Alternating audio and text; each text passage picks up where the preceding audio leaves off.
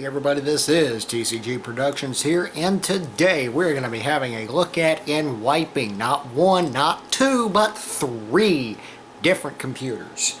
I say different as in they're physically different machines, but we're really dealing with two distinct computers here. I mean, we've got three computers here. We have a desktop and a pair of HP laptops, so these HP laptops are older Pavilion era laptops, I'd say late 2000s. One of them stickered for Windows Vista, and the other one stickered for Windows XP.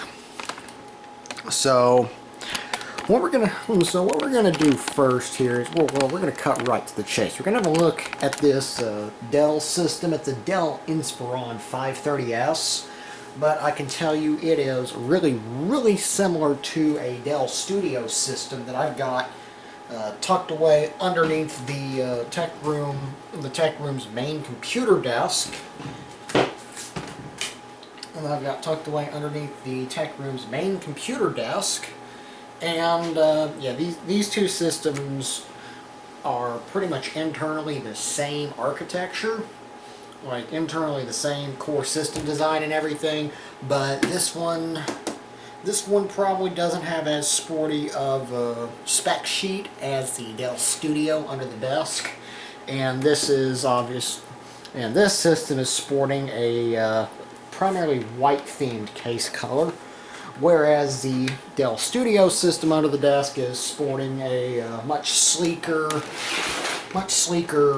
dark black gray theme on its case colors. So what I'm gonna do here is we'll go ahead and pop the side of the case off. I have not had the side of the case off of this system before, so this is the first time I've ever had a look at it. But from what I can tell, this system was dropped, and so it's got a fairly nasty dent back here on its back corner, and the case geometry has been tweaked a bit. So this may come off okay, which it is. I'm also going to say it may come off okay, it may require excessive screwdrivering. So I'm going to pull the side of the case off here. Yep, it's pretty dusty. Has its factory power supply, a Bestech TFX 0250D5W. I can tell you that's a 250 watt power supply, just going by the model number.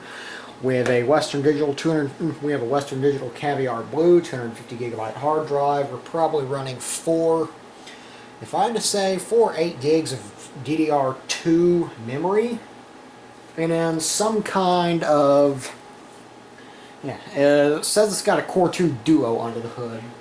So not a Core 2 Quad, definitely not, almost certainly not a Q8300, which is what the file server's sporting. So yeah, go ahead and there's no expansion cards installed in here. Go ahead and pop this middle brace out so we can get a better look at things. We do have a full-size optical drive. Again, no expansion cards. I'm not a fan of the way the cabling is in here. The cabling is routed in this system at all, because the SATA connection for the optical, and because the SATA cable for the optical drive is awkwardly obscuring the back two memory slots. So I don't much care for that, I can tell you that much. Let's just pop one of these out, see if it's 1 or 2 gigs. 1 gig, so we've got 4 gigs of memory in here, which tells us it's stickered for Microsoft Windows XP, and so yeah, so any more than like 3 points, I mean, we're dealing with an even 4 gigs of RAM. So Windows XP is either using physical address extensions. Whoa, what is this? ProMOS 512 meg. Okay, so we've got 3 gigs of RAM in this system. So probably not using physical address extensions. And this is going to show up as 3.5 gigs if all the memory modules work, which I'm assuming they do. This, from what I heard from the original owner of these systems, everything does work. It just all needs to be wiped. I've given them about 2 weeks to tell me if there's anything left on these systems, and I haven't heard anything. So yeah, we're just going to go ahead and fire them up and wipe them. So, but yeah, I don't like how these systems have their cabling and everything routed, because we've got cable. I mean, we got cables laid out in a really weird way here. We've got some cables being stretched and whatnot. This form factor of system is a general pain to work on, and you have to. If you want to unplug the 24-pin ATX connector, you have to take the optical drive out, and then you'll probably still have to remove one of the memory modules in order to get sufficient access to it. So go ahead and just pop that back in. I think the Dell Studio I have under the desk was either running 4 or 8 gigs of RAM for the short time it was in service, till I took it out of service and swapped in a Dell Inspiron of some description with an 8th Gen i5 in it under the in its place. So yeah, that system, I mean, it's got decent performance, but it's certainly no speed demon like my main workstation is. So yeah, 250 gig Western Digital Caviar Blue hard drive. Let me see, this is dated August 14th, 2011, and the system itself, yeah, Windows XP on a new system in 2011, that seems unlikely. That tells me that this hard drive has been replaced in the past, and I almost guarantee you if it's been replaced in the past, the original drive was probably a Seagate. So yeah, and so far I've had zero hard drive failures this year. And I have probably just jinxed that all to heck. We'll probably see all 3 drives in these systems fail. Or we'll get at least one failed drive in this bunch, or failing drive, or whatever. Now that I've said that, if I didn't say that, we'd get 3 drives in perfect health. But now that I've said that, I just jinx it every which way into Santa Fe there is. But yeah, it's CO8 for Windows XP, given how it's got some upgraded memory modules in there, and it's got a different hard drive from the one it shipped with. Yeah, the case is dated March 26, 2008. So yeah, definitely not the original hard drive. And this will probably be the most interesting system of the bunch, if I can get the case back on. And getting the case back on will happen once I line everything up properly, maybe. And as I have said before, this system has been dropped, and you know, that may have been what led to the hard drive getting replaced. Because this system got knocked off a table or something while it was running, then that probably would have completely crowbarred the original hard drive. So yeah, I'm not the first one that's been in here before. As we can tell, one case screw goes in quite nicely, the other not so much. Any other one is going to require some pro-grade screwdrivering in order to bend and flex this such that I can get enough clearance for that screw to thread back in. And I believe this system is running, I think this system is running Windows 7. If I had to guess,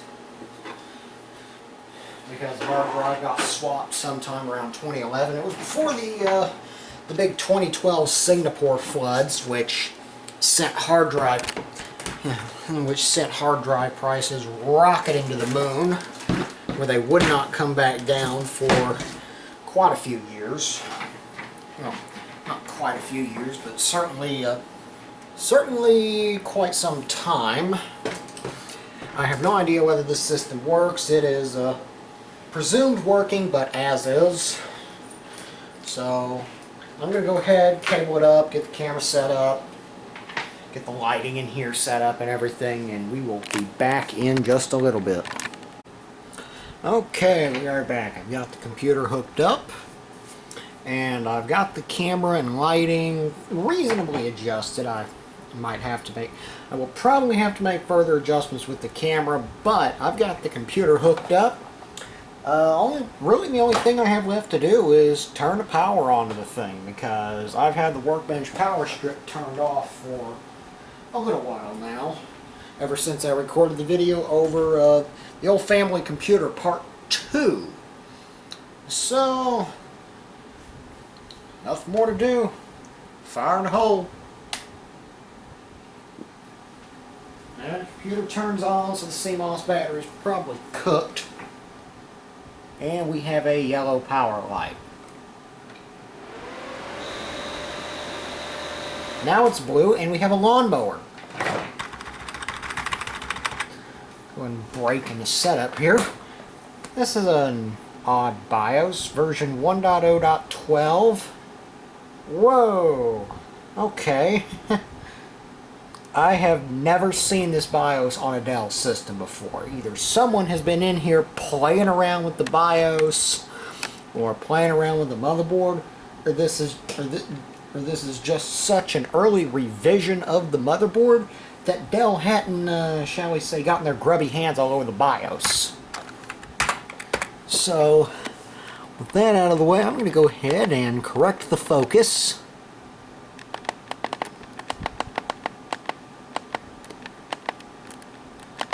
The camera says 0.4 meters is what we're looking at here. So, yeah, that was odd. How I had a yellow power light whenever I first turned the system power on, and I had to hit the button before it actually came on all the way. This does have an optical drive. It is I think it's a DVD reader and a CD rewriter. Don't quote me on that though. We'll have a look at it later. Actually, we'll have a look at it right now. Let's look at our boot device configuration. Bootable add-in cards. Whatever it is, it's obviously not on the boot order. Floppy disks.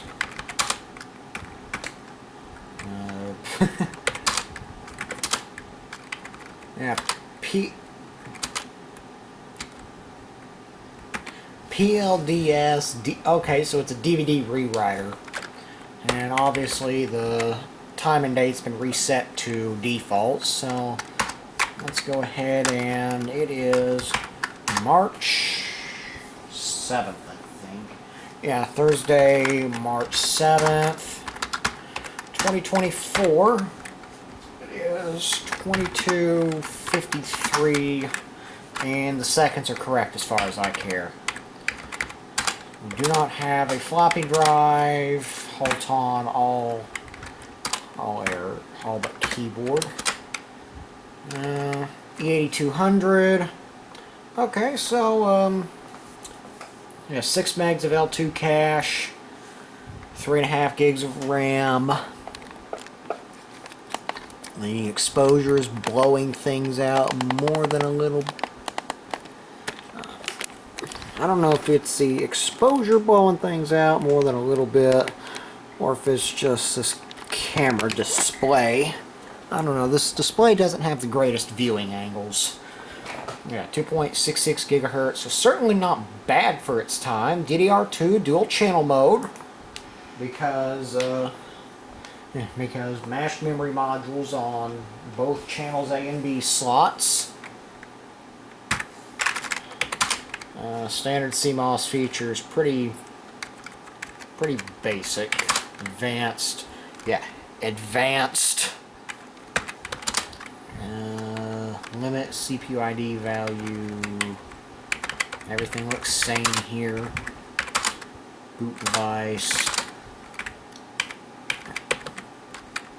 I'm going to change that to CD-ROM. Hard disk, removable. Boot other device. Okay, advanced chipset features. Yeah, there's nothing here. See, Dell has probably gotten their grubby hands all over this BIOS. I don't know exactly whose motherboard design this is, or if there's any flash BIOS updates that could be applied to this board to enable a whole lot more functionality. Because this Phoenix Award BIOS utility, there are an incredible number of options that can be configured if the BIOS is set up appropriately. Because my another one of my systems over here has an MSI MS-6702E motherboard with a Phoenix Award BIOS on it, and it is packed to the brim and then some with options up to and including the kitchen sink and the dishwasher. So, yeah, this is definitely a fairly stripped down, locked down version of the BIOS. Onboard video, there's no expansion card installed. Integrated peripherals. Yeah, nothing new there. Turning onboard SATA mode. I'm not going to touch that. I'm not going to touch that just yet, but if Windows fails to boot, I'll go ahead and switch this to RAID mode. Suspend to RAM. Turn it off. Go ahead and save and exit setup. System will probably reboot.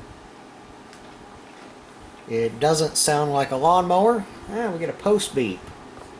The monitor is a little bit out of adjustment.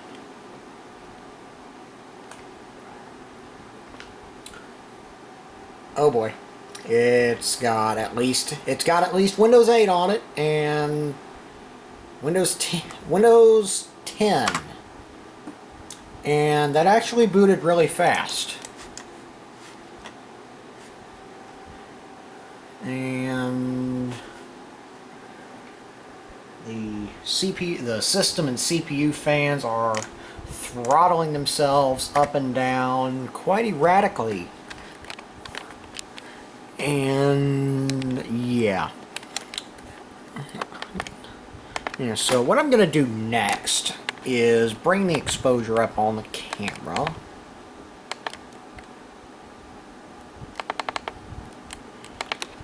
And I think what we'll do is, well, I don't have a USB stick handy on which I can throw a copy of Hiron's PE, which is what it takes to reset the password on Windows 8 and up.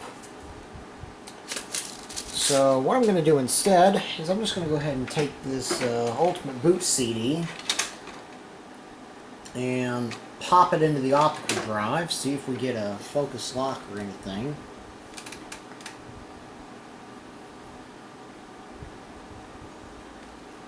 Yeah, we got focus lock. Seems to like that.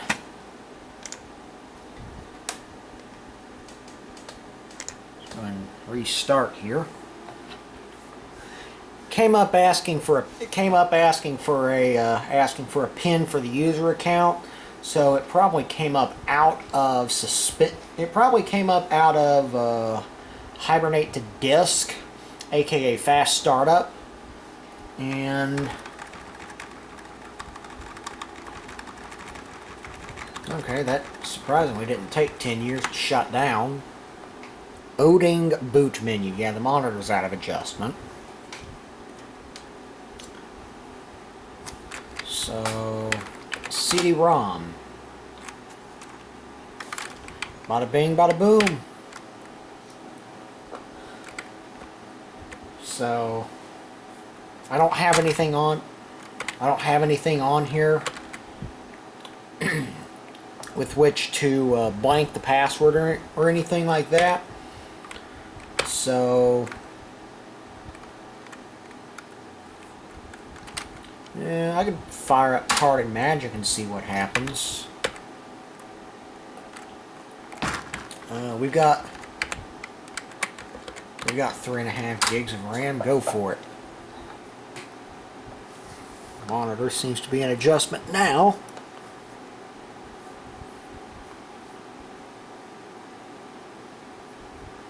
So I'm actually surprised at how fast Windows 10 booted up on this system. That was extremely fast. Of course, part of that could have been the fast startup, but this system actually seems to be a very decent performer so far. A whole lot, miles and miles ahead of my Dell Studio system. Of course, I don't remember what CPU the Dell Studio system has in it, and the hard drive is literally just some random thing I pulled out of a different system, which really wasn't a speed demon to begin with, so that system is probably hampered a fair bit in the performance department because of those two things put together. So I was copying files to RAM, and I see plenty of activity on the hard disk indicator LED. Of course, this system is probably the SATA controller on this system probably illuminates the hard disk activity indicator LED for all activity on the controller. Verifying ClamAV definitions. Whoopee. And we do have some weather getting ready to move in. So should the lights go out, we will all get to know about it, because all the UPSs will instantly kick over to battery, and that consists of 2 UPSs in here. Yeah, that consists of a grand total of 4 uninterruptible power supplies. There's an Eaton PowerWare 9130 running the workbenches. Then there's a Root's password is party magic. Okay. And then there's a APC Smart UPS 1000 running the main computer bench behind us, as well as the home network stack. There's a 2200 there's a Smart UPS 2200 in my room protecting my main workstation setup, and we are up and running. It's asking about my time zone. US Central. Hardware clock is not set to UTC. The time is an hour off. So boot up time was actually pretty reasonable. While we're in here, let's look at our smart stats. View output. Oh, it's just a front end for Smart CTL. Why can I not? Oh, there we go.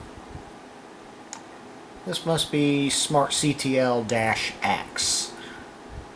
No, -A, and just doing a quick look at these stats. Everything's healthy. It's logged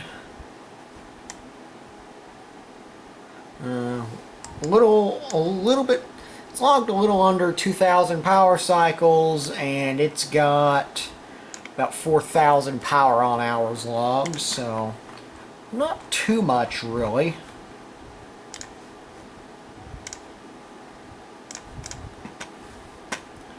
Not too much really going on there.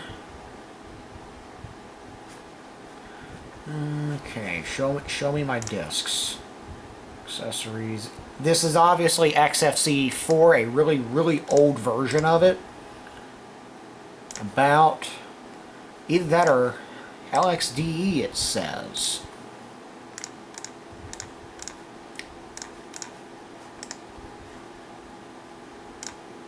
Info. Uses Space File Manager, apparently.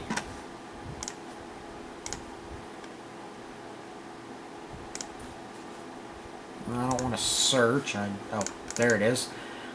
I guess I didn't see it because it looks like not only does it kind of look like a trash receptacle up here, It's also in the exact spot I would expect to see a trash receptacle. Like, I'm not even kidding. You know, this is the exact spot I would actually expect to see a trash receptacle of some kind, like a recycle bin or a rubbish bin, depending on what locale you prefer, or whatever you want. So, maximize this here. We've got 100 meg system reserved. This just contains the boot, and this just contains the boot information, all the files required for Windows to boot, recovery logs. Doesn't look like system recovery's ever been run here. System volume information, we have a look here. Properties, modified 2012-09-06. Yeah, that's not correct, because Windows 10 was released in 2015. Now, I haven't gone digging for a Windows.old, so I don't know what it is. Access 2018-08-01, that's much more plausible. System clock is correct. Okay, let's see. Yep, we have a Windows 10 upgrade folder and a Windows.old folder. And obviously nothing's left in there. It's our Windows 10 upgrade folder. So this system appears to have started life on Windows 7, 8, or 8.1, and it got, shall we say, forcibly upgraded to Windows 10.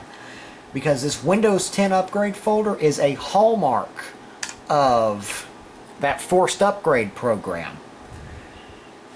In fact, that actually, back when we had data-capped Verizon fixed wireless home internet, this Windows 10 forced upgrade crap actually put us a number of gigabytes over our data limit. So, yeah, I'm still a little bit salty about that. Anyways, users. There. I don't know what this bar thing is, but I'm going to see if I can't remove it. Because this is obviously not. This is obviously pretty unsightly. Pull that all the way up to the top.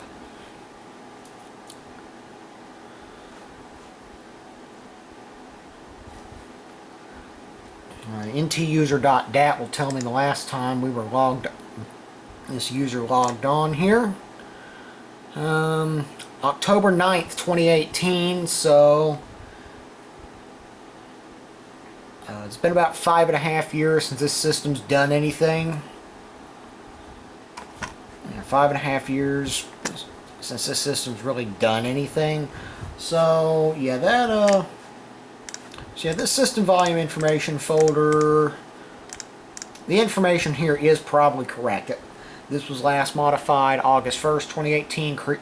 Well, last accessed August 1st, 2018. Modified September 6th, 2012. So that's probably whenever the previous install Windows came to life on here.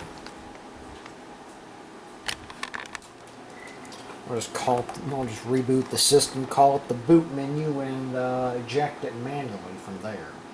Well, eject it manually while I'm sitting at the boot menu. Unless the optical drive has somehow become completely disconnected.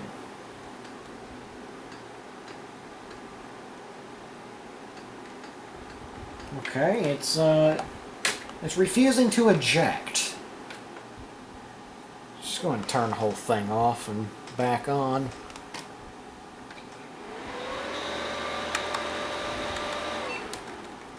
Well, I heard the optical drive doing something, so it's obviously getting power.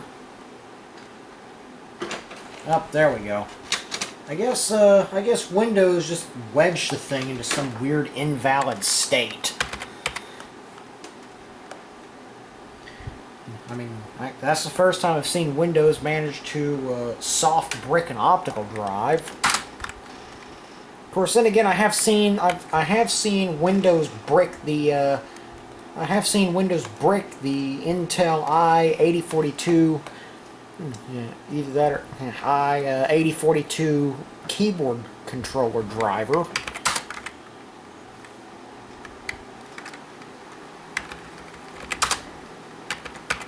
Go and boot up D-Band 2.3 here. It was about a year ago. About a year ago, I was wiping a whole bunch of servers. And at this point, I can go ahead and eject it. I was wiping a whole bunch of donated servers that we'd gotten. And I couldn't find a copy of... I couldn't find a working copy of D-Band. So I had this CD up here with me. And it was either this CD or a different CD with the same ISO burned onto it. Either way, I had a copy of Ultimate Boot CD 5.3 or something like that. And these servers, some of these servers had they did not have an optical drive, and they also had 2 hard drives. So what I had to do is I unplugged one of the hard drives, and I adjusted the monitor because that's a little bit egregiously out of adjustment. I booted the server up and got it into D-Band's pre-boot menu, which by the time you've gotten there, the entire thing's already been stuffed into RAM. And once I got to that pre-boot menu, I disconnected the optical drive and then plugged in that second hard drive. And whenever I booted up D-Band, it would go ahead and it would see both hard drives, and I could move along and go ahead and wipe both hard drives at the same time. There were like 4 or 5 servers where I had to do this, so not a major pain, but certainly not the most convenient thing in the world either. Okay, looks like D-Band has come up. It's detected our hard drive. DoD short, last pass, 1 round, start. So that Windows install is about to be no more. But we're not through yet because we've got a couple laptops to look at here. Lamp contains mercury. Dispose of properly. Okay. And if I have no idea what's on these laptops, no idea if they work. There's a couple different laptops here. One of them is some low-end HP. Yeah, one of them is this low-end HP, it says it's an HP G60. So, good for it. And it almost feels like the optical drive is trying to cut apart on this one. And then this other one is an HP Pavilion DV5. And the side is actually trying to come off of this one, which isn't a great sign. Both of these still happen to have their batteries. One of these is a generic replacement battery. The other one is the original HP battery. I am going to eject both of them before we even plug these things into electrical power, because a discharged battery is, for all intents and purposes, a discharged laptop, a fully discharged laptop battery is, for all intents and purposes, the safest kind of laptop battery. Especially when you're dealing with a battery that has been sitting discharged for many years, or is quite possibly defective. So both of those batteries are disconnected, and because it's 11:37 p.m. right now, and I'd rather not be up until 2-3 o'clock in the morning waiting on a terribly crappy laptop to boot Windows XP or Windows 7 or 8 or 10 agonizingly slow. I am going to cherry pick the HP Pavilion DV5. From what I can tell, this Pavilion DB5 does not have NVIDIA graphics, NVIDIA dedicated graphics, because I've heard that a lot of these Pavilion laptops had a really bad habit of eating the dedicated graphics controller, and when that happened, it would kill the machine. So I'm going to go ahead and plug in the... I'll tell you what, they give you plenty of cord to work with here. This is an impressive... I know you can't see this, but there's probably 10-15 feet of cord here to work with. This is impressive compared to what they give you nowadays. So I'm going to go ahead and plug this in. Hopefully not upside down. Charger does not have an LED on it or anything like that.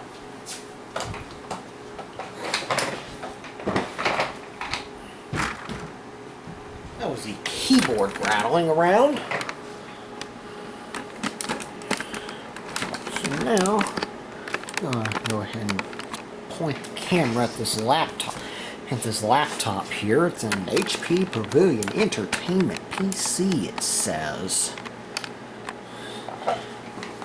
So I'm going to go ahead and plug in the charger cord here.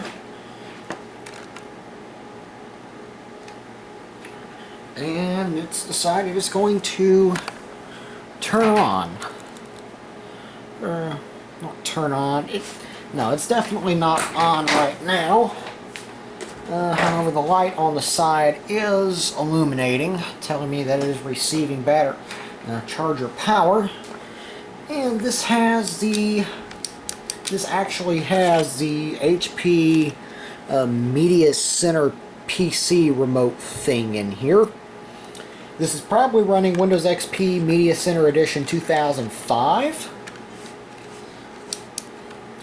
which makes it the second system I've ever, which if that's the case, this will be the second computer I have ever had that has actually shipped with that operating system. I had an HP Pavilion M7480N system that shipped with Windows XP MCE 2005. So now I just need to remember how to get into the BIOS on these laptops. I know that I can hit Escape and get to the boot menu, and I think it's F1 or F2 for system setup. So fire it up. I'll just spam the crap out of F2 and see what happens. Okay, it's not happy with me for some reason. It's beeped at me, it's making grunting noises from its optical drive, and it's running Windows 7 and resuming Windows, it says. I'm just going to hit what I hope is the eject button on here. Okay, no free disk in the optical drive, and yes, that light is flickering due to the highly erratic power power draw patterns that this laptop is imposing on the optical power supply back there, which is a double conversion model. There's not a password on here, and it's running a really new version of Steam, and something is prompting for okay, you go away. So I'm obviously walking into a tornado here.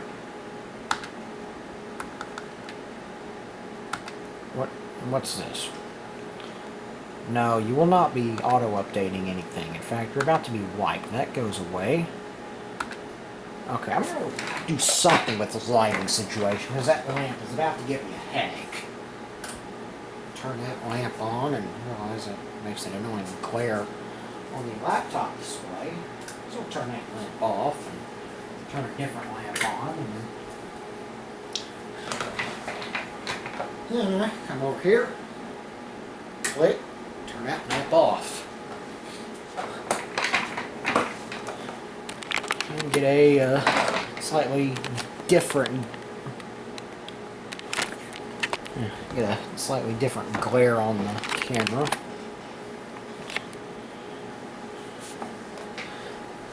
Yeah, so looks like this was in use fairly recently. I mean, you got Skype here, which is obviously not working. Yeah, you're gonna go ahead and... I hate that close to taskbar thing. I wish that would just die already.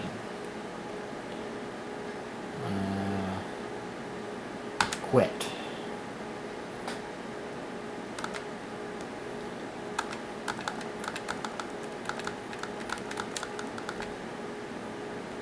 I don't know what the uptime is here, but it's probably way too high. Yes, quit Skype, go away. And this Apple software update thing obviously isn't working.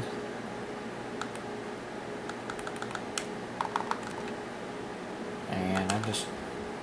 yeah, in process. Poof. Go away.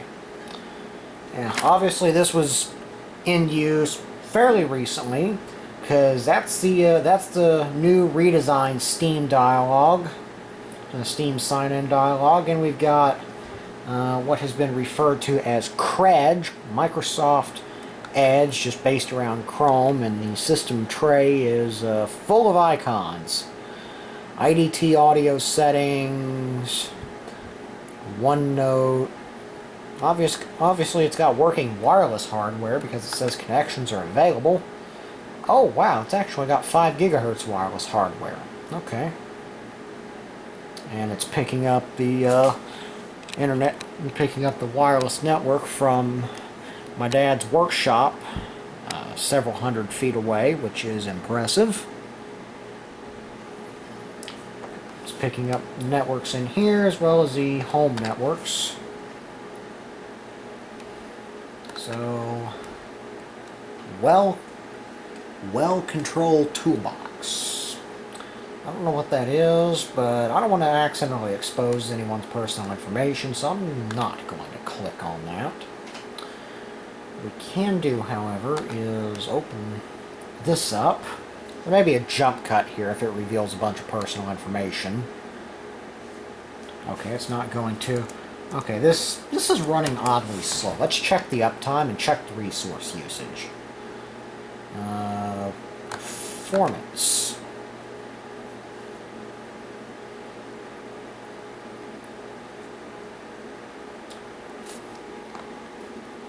We've got 3 gigs of RAM installed in here. Uptime, for whatever reason, it claims the uptime is 6 hours, 10 minutes. I don't think that's quite right, but I don't know how Windows is counting that.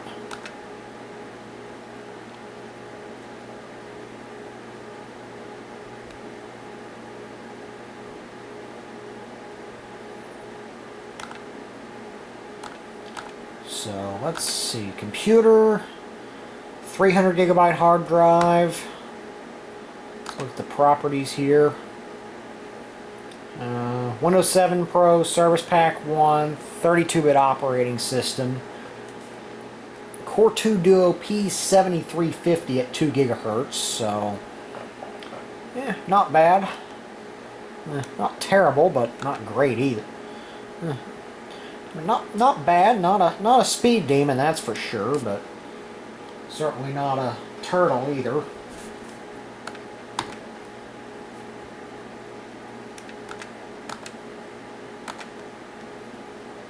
Let's see. Open up the event viewer, and we'll check for a few things, see when this laptop actually last did something. And also check to see if Windows has logged any hard disk problems.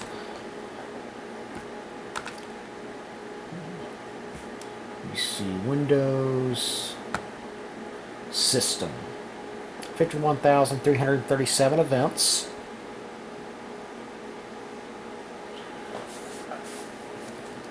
Whoa. No, go away. I will say this laptop does have a very nice keyboard on it.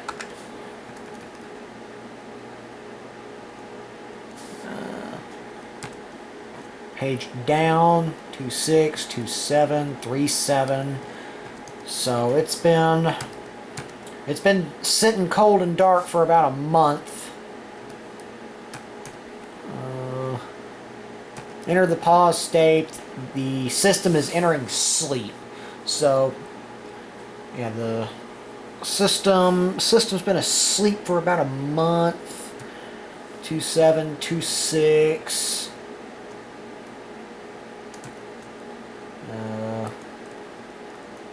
I don't know what this S channel thing is, but it's not happy. Following fatal alert was received. 40, 70, 40, 70, 70, 40, 70, 40, 40, 70. It's like speeding. I'm just going through a bunch of small towns on 175. 26.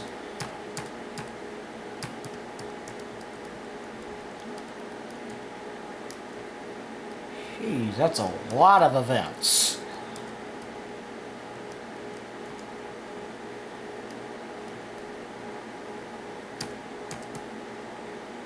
Ah, 7/14/2021. So whenever this last did something. Looks like the system is shutting down. Yep. 12:33 p.m. July 14th, 2021. So, at least a couple years since this last did anything. July 13th, 12th. Oh, another big gap. February 6th, 2020. Looks like I just turned it on and turned it back off. 11/25/2019. Critical. The system is rebooted without cleanly shutting down first. 9/21/19, 9/20, 9/19, 9/11/19, 9/10/19. So it looks like it's been around 4 odd years since this laptop was in active service. And let's see, the earliest event log entry in here is November 24th, 2013, just after 7 a.m. So I'll go ahead and filter the current log. Logged anytime. All event levels. Then sources, hit the drop down here, type D, and come down until I see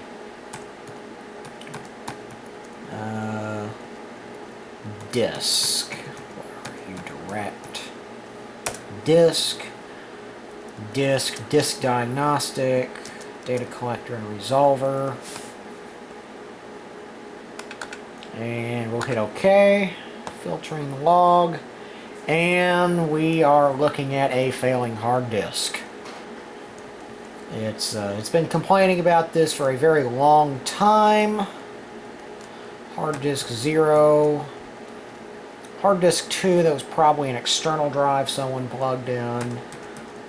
Lots of stuff on hard disk 0, so an error was detected on hard disk 2 during a paging operation, so hard disk 2 during a paging operation, so I don't know what failing external hard drive that is, but I'm strongly recommending that they replace it before it dies and takes their data with it.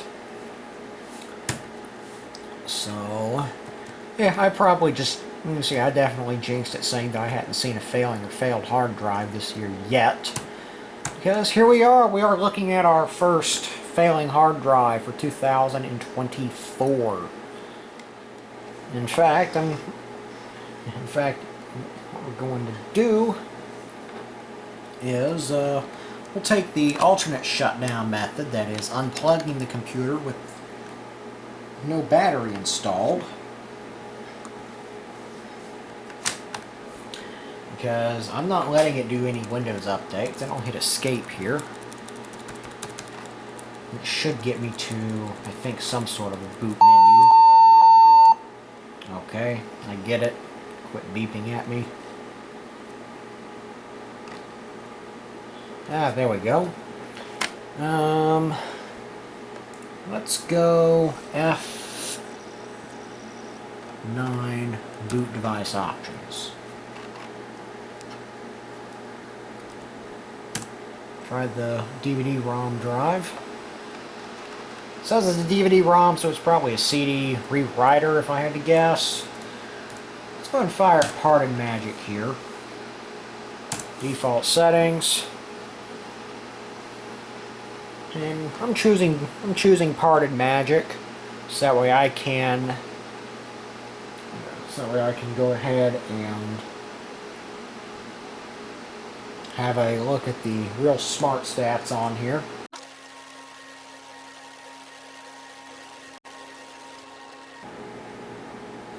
And it looks like Parted Magic's come up. Looks like it detected our wireless hardware. US Central. And set the hardware clock to UTC. No network connection, but it is finding.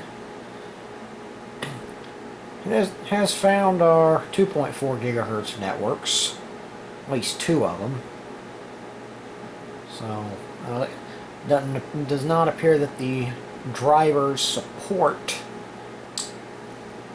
Does not appear that the drivers here support the 5 gigahertz hardware this system has.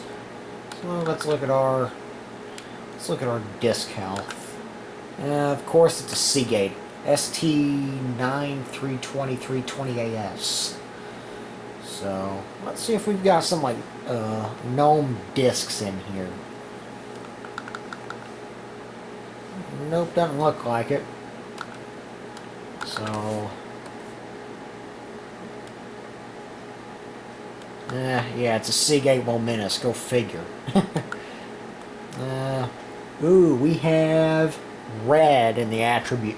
The attributes tab has a red highlighting. Spin up retry count. Raw value of 1. Okay. Let's just view our raw output here. Smart CTL-A.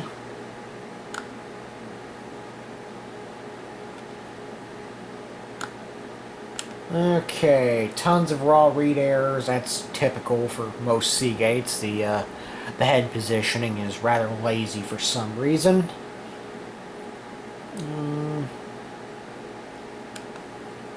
It's been turned on and off about 3,000 times. No reallocated sectors. Tons of seek errors. 7,600 and some odd power on hours. 1 spin retry count. That's pretty interesting. I wonder when that happened. 2,646 power cycles. 28 command timeouts. 38 degrees Celsius right now. 20 errors caused by G-Sense, probably forcing the drive to park its heads. 2,768 load cycle counts. Looks like it's managed to ECC recover every single read error, and there's no bad sectors or anything. But Windows is logging errors, which isn't great.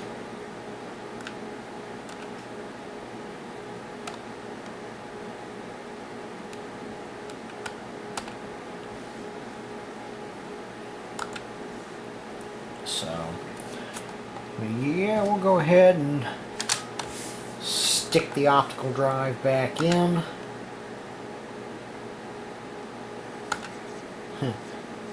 Oh, Conky comes back if I cancel the dialog. Okay, that's nice. So we'll go ahead and hit restart computer. And F9 should get us into the boot menu if I remember correctly. F9.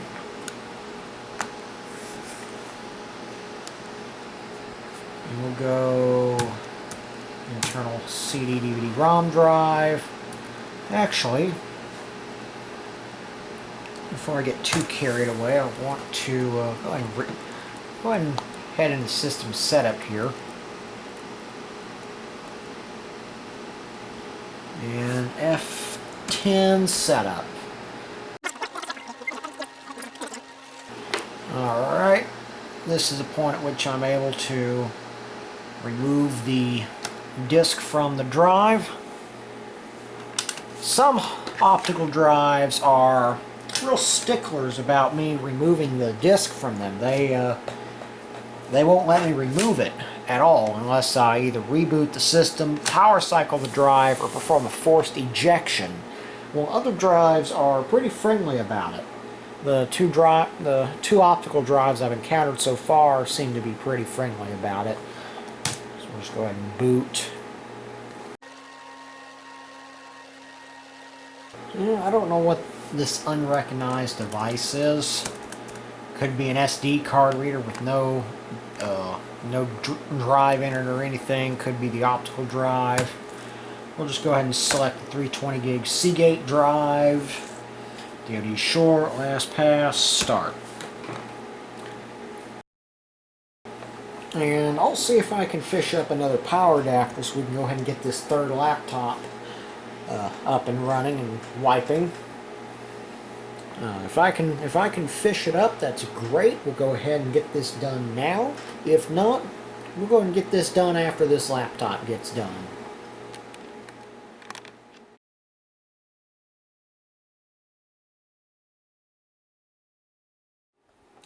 Okay, it's the next morning.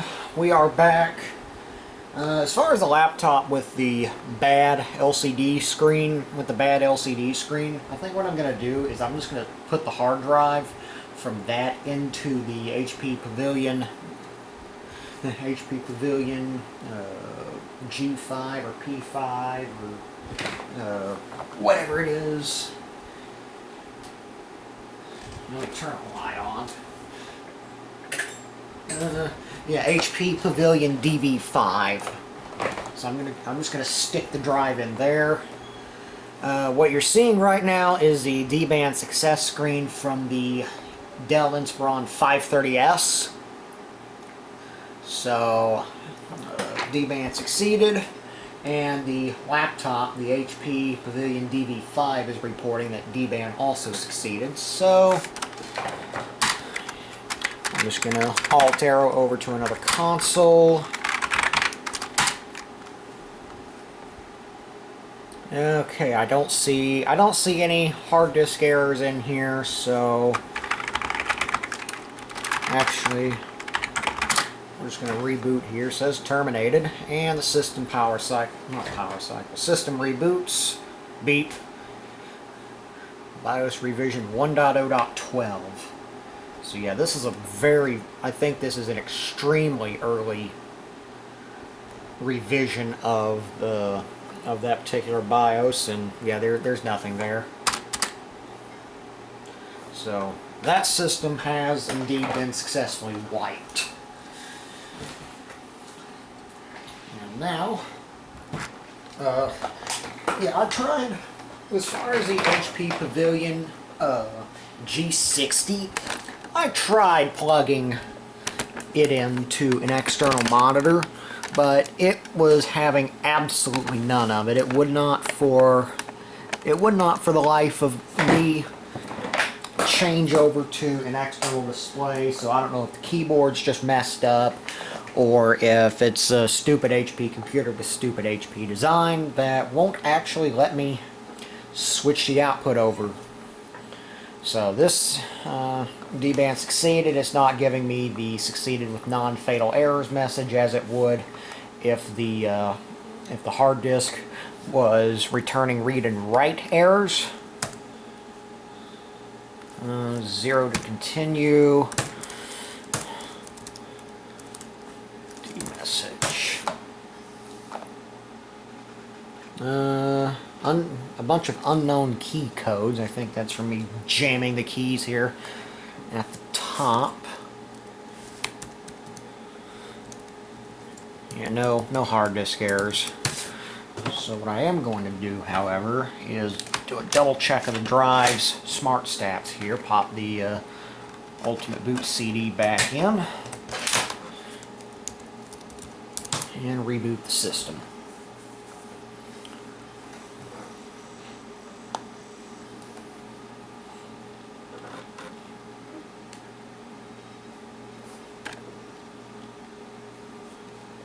I don't know how good the focus is on the camera at this moment. Optical drive is trying to achieve something something approximating focus lock. There we go. Pardon magic. Let's check the focus.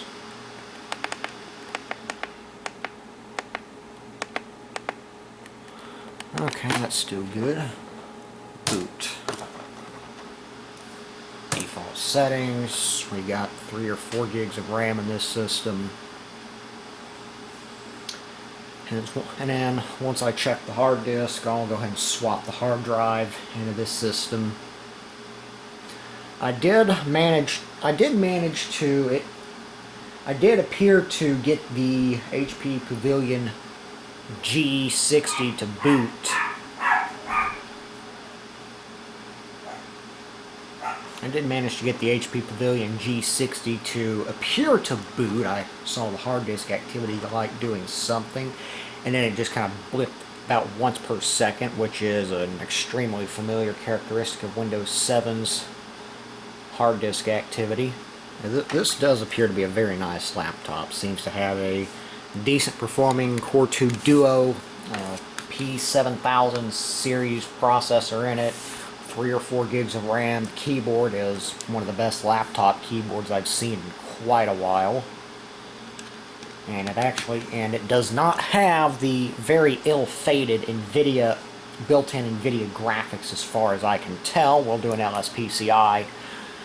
We'll do an LSPCI once LXDE comes up, and I can open up a terminal and see if it actually does have NVIDIA graphics in it. I don't think it does, because I didn't see any references to that on the desktop or in the system tray before we wiped hard disk. And it looks like LXDE's just finished coming up. Network connection's been disconnected. Select your time zone. US Central. Hardware clock is set to UTC. Okay. Yep, it's only got drivers for the 2.4 gigahertz side of the hardware. So let's go ahead, look at disk health, ST9320-320AS. We'll just review the output here. I'm not particularly concerned about that 1 spin retry count, because, well, that could be caused by a number of things, such as a power supply dropping out or going low voltage when the drive tried to spin up. And if this system's been sitting for a while in not so great conditions, then that could certainly cause a case of stiction. Okay, let's see. Raw read error rate. Looks like it actually overflowed back to 0 and started counting again.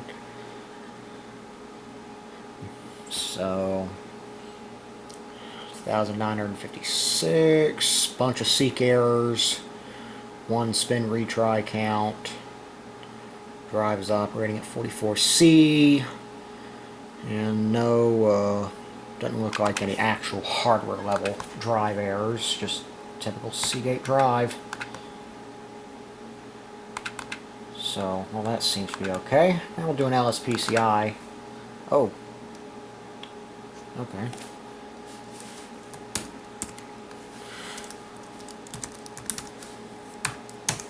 Dadgummit.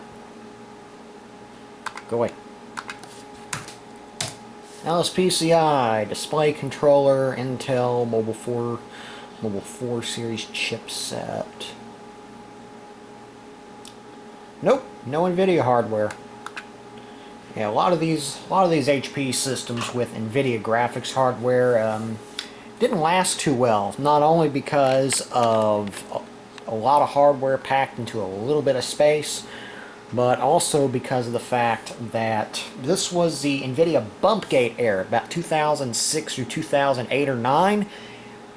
A lot of NVIDIA hardware suffered from Bumpgate problems. It was a combination of poor design on NVIDIA's part, as well as the transition to ROHS compliant materials, and it ended up being a major problem. A lot of systems died as a result of that, and it wasn't just graphics chipsets. It wasn't just graphics hardware either. It was system chipsets and all that stuff. In fact, I've got a Compaq SR5404F system, and its brother, another Compaq SR5404 series system.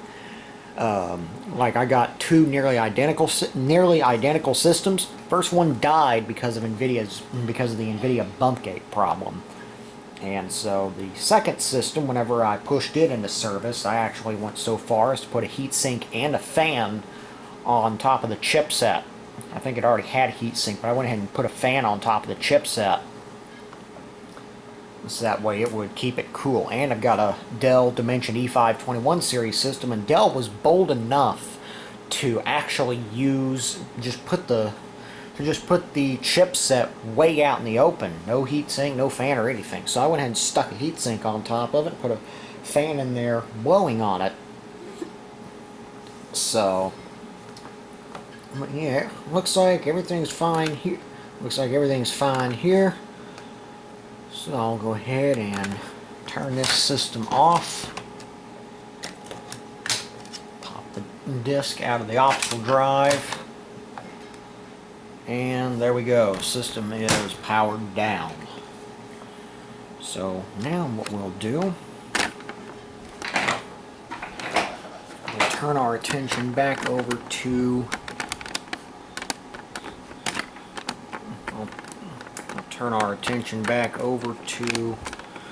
this the Dell Pavilion 530 Dell Inspiron 530S.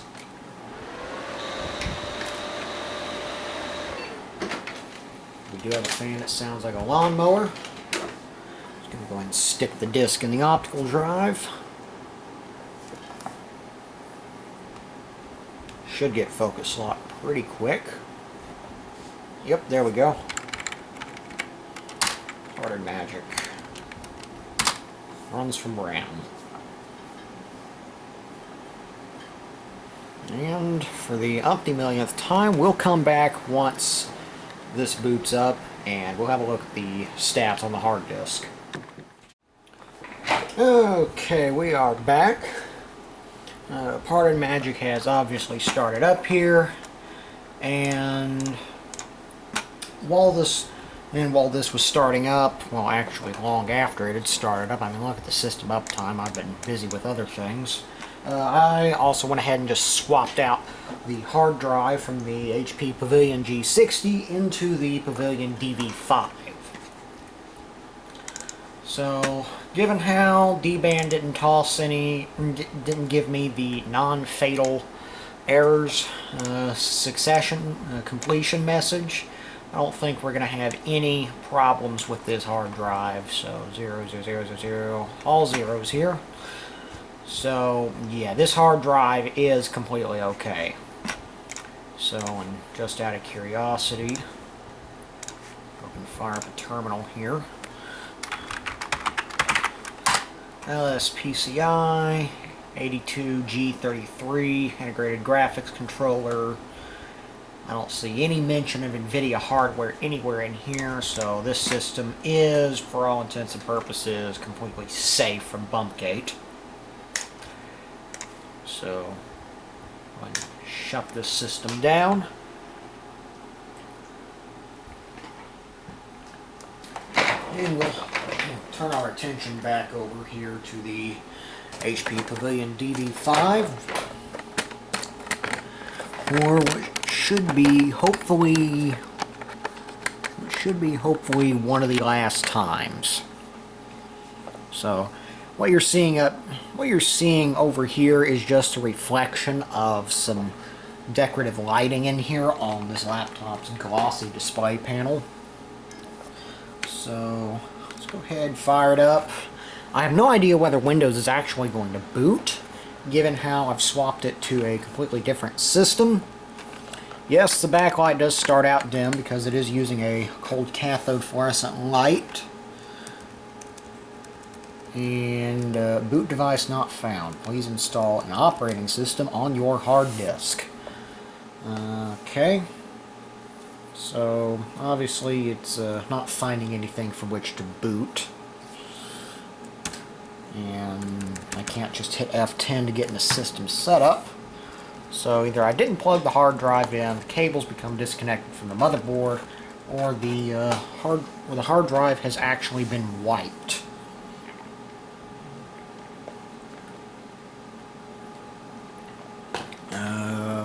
Okay, F10 doesn't get me into the setup on here. Let's just hit escape and get to the boot menu, because that should provide me with the option to get in the system setup. F10 BIOS setup. Okay. Diagnostics. Boot options. Boot order. Okay, space obviously isn't doing it.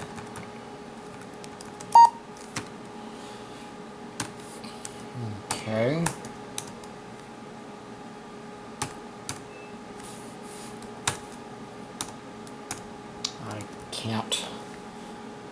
I can't view the installed hard drive. Security, diagnostics. Well, obviously there's a hard drive in here because it's running the primary hard disk self-test.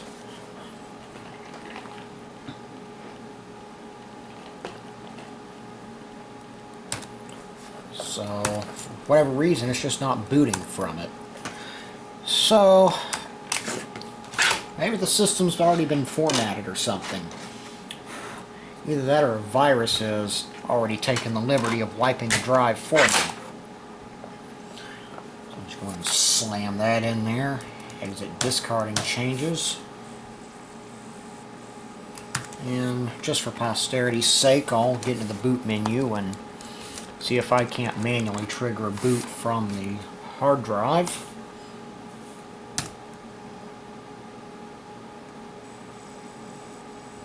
Yeah, there's nobody home. Hard drive is not looking too. Hard drive just isn't going to boot.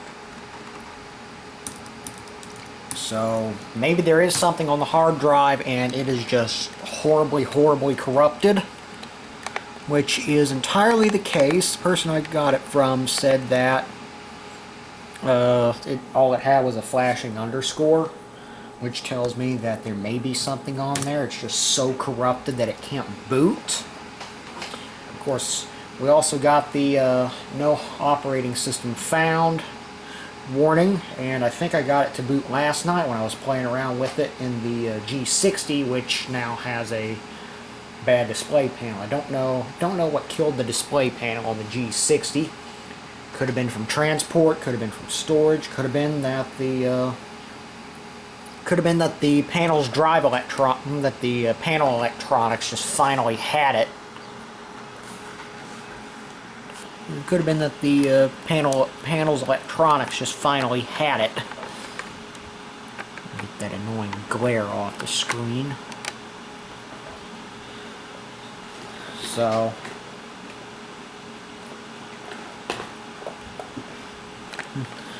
either of those is entirely possible. So once this comes up, we'll have a look at the smart stats. See if there's any partitions on the drive, because this may be one of those cases where the hard drive is indeed absolutely hosed from one end to the other. So we'll come back once this finishes booting. Okay, the hard drive from the HP Pavilion G60, it doesn't seem to be it doesn't seem to be in very good condition. I repeatedly tried to boot Windows Vista from it, and it looked like it crashed once. Probably a C021A series stop code, which indicates a critical system, that a critical system process died or terminated unexpectedly, is the nomenclature that they use on the blue screen, and that usually never happens unless a Windows update went completely sideways, or a hard drive or a hard disk controller is failing and has munged the install. So I fired up Parted Magic. First thing we're going to do, go into disk health, check on this Toshiba drive, and yeah, it's already not good. Attributes tab is lit up red, and the error log tab is lit up red.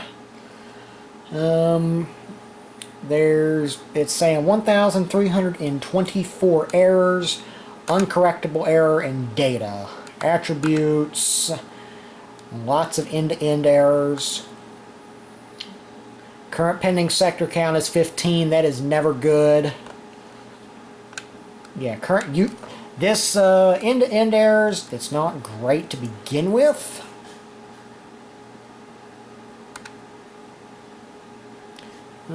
This drive has a failing old age attribute. Usually this indicates wear out. You should consider replacing the drive. Yeah, I should consider taking a sledgehammer to this drive, because my track record with Toshiba drives has never been great. They've always been really slow, underperforming drives, and frankly a dead Toshiba drive doesn't bug me very much. I mean, I would go smash it out in the driveway, but the platters are made of glass, and I'd rather not be cleaning up a bunch of glass shards from the driveway. So it's literally e-waste at this point. Indicates discrepancy of data between the host and the drive cache. I mean, that in and of itself doesn't indicate a failing drive. That could be a cabling error or a controller error. But this current pending sector count tells me that there's 15 sectors that are completely unreadable on that drive. Yeah, this drive's pooched. And I imagine that if I tried wiping it with D-band, it'd probably fail. I've actually seen D-band fail exactly once. Like, not just succeeded with non-fatal errors, I mean, it straight up failed to wipe the drive because the drive is completely trashed. And yeah, I'm surprised, and I'm actually surprised this system didn't complain about it in its smart data. Well, during post, 0 raw read errors. For some reason, I doubt that figure's actually accurate. Been turned on and off 1,542 times. Has accumulated about 17,700 power on hours. For some reason, the power cycle count is a little over half of the start-stop count. End-to-end error and reported uncorrect are 1,324. 5 command timeouts. Operating at 39C. 43 errors caused by the drive's G sensor, probably locking out the drive temporarily. For some reason, I don't think that's accurate. The load cycle count is absolutely bonkers. No reallocated events. 15 completely unreadable sectors. Nothing offline uncorrectable. No UDMA CRC errors. It says disk shift is 158. It's been loaded 16,448 hours. So, and the smart error log has a ton of errors in it. Uncorrectable. Yeah, all uncorrectable. So, I wonder what this disk shift thing is. Shift of disks towards spindle. Shift of disks is possible as a result of a strong shock or a fall, high temperature, or some other reasons, it says. So, maybe this drive, maybe that HP Pavilion G60 got dropped while it was up and running. Either way, this drive is pooched. and I'm not going to even attempt to wipe it. Just because we can, I'm going to open up File Manager here and see if I can't get this. I'm going to open up the File Manager here and see if I can't get the drive to mount. I'm also going to correct the focus because it looks like it's a little bit out. Okay, let's see if it'll mount. And it will. It really doesn't want to, but it will.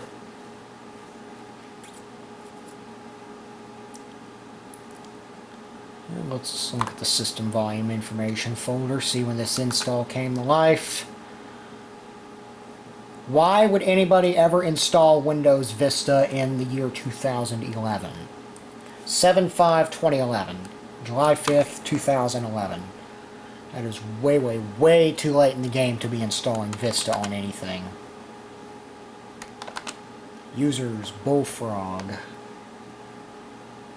Let's see when this user last logged in. July 5th, 2011 it says, so...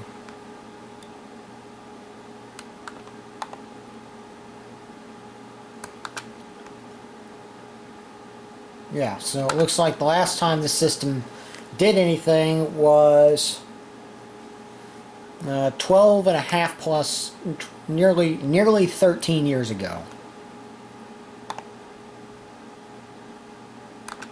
So like this drive can't even be wiped because it's failing. And given how, let's just look in here. System.save, system recovery. We got a Windows folder. We got a boot folder. Yeah, this just looks like. Yeah, this just looks like someone did a recovery from some recovery media on that laptop. And that hard drive is making some not great noises. So just out of curiosity, this may end up actually breaking the hard drive. Dadgummit. Let's just see how much stuff is in this user profile. 8 megs. And an eighth of that is into user.dat.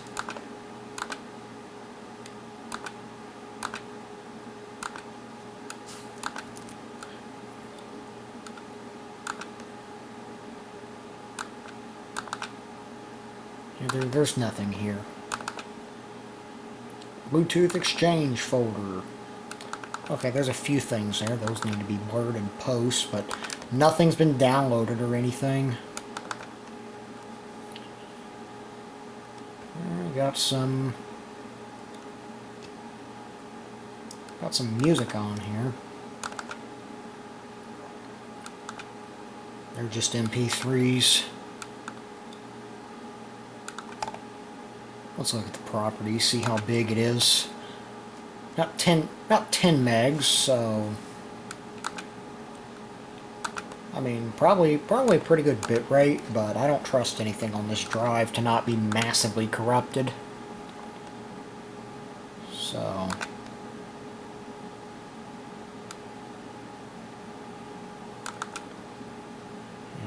yeah, there's nothing here.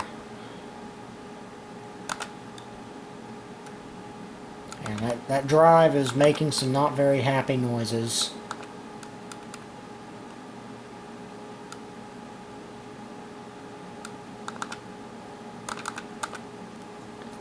So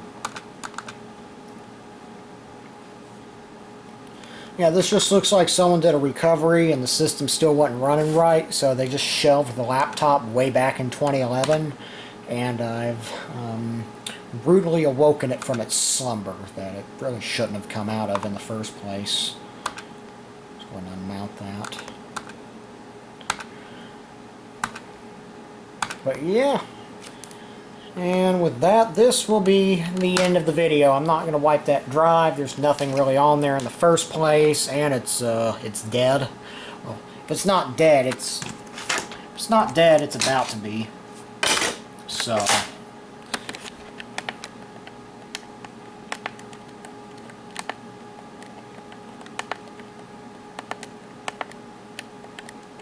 Yeah, if it's not dead, it's about to be.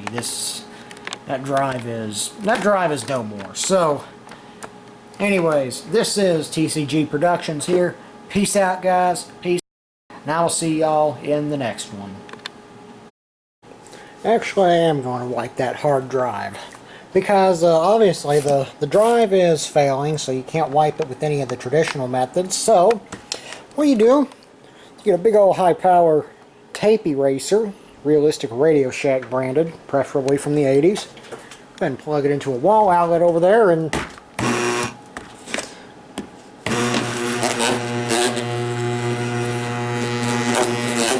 you just run it over the thing a few times. Go ahead and hit both sides for maximum effectiveness. Then you take your freshly wiped drive and throw it away.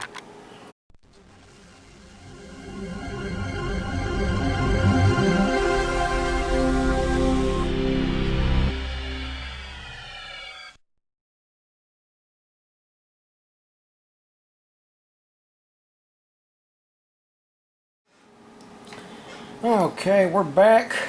Part of Magic has obviously started up. Go ahead and set our time zone and our hardware clock preference for hopefully the second to last time. And let's go ahead and have a look at disk health here. Okay, we have another 320 gig Seagate hard drive. And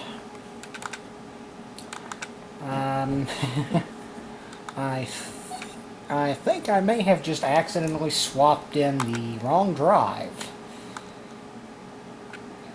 because there should have been a Toshiba hard drive in this system, but I'm holding the Toshiba hard drive in my hand, and yeah, okay. Talk about one heck of a false start. Throw that in a blooper reel.